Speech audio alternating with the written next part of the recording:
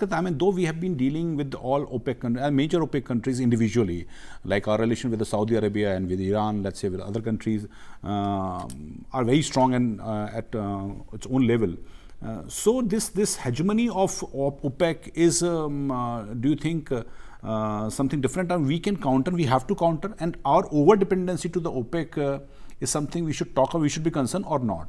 Entire game, yes. How do you see this?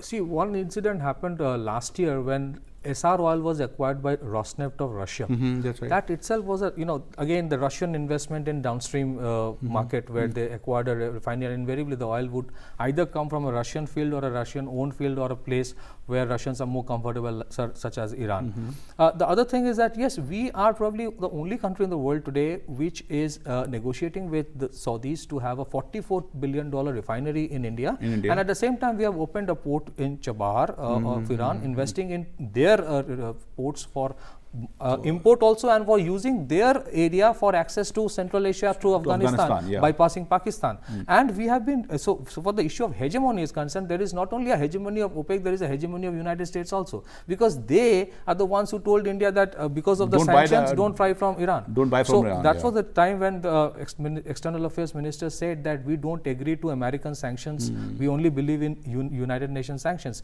So I think what has happened in the last few years, because India as a country knew that it is always dependent on oil from abroad, we have understood the ways of negotiating through these complex areas and negotiate. So even when there were sanctions on Iran, for a long period of time, we got some kind of an exemption, and I'm sure this time also we will get exemptions. Even now that the sanctions are on Russia because of CAATSA, the Countering American Adversaries to Sanctions Act, our shipment of Russian gas to India has started. The $25 billion deal. So the hegemony we have probably over the last few decades that we have gone through a lot of turmoil because of this international climate of these geopolitical game that big countries play. We have today understood. So if you look at why Prime Minister Modi was visiting so many countries and probably certain quarters were criticizing, I think now the country will start realizing that these meetings individually were for a purpose. And the purpose is to have these individual agreements that if you don't agree to what I'm saying, or you try to do something else, I have somebody else to shake my hand with and get oil. So the hegemony has been to a certain extent. Okay, my final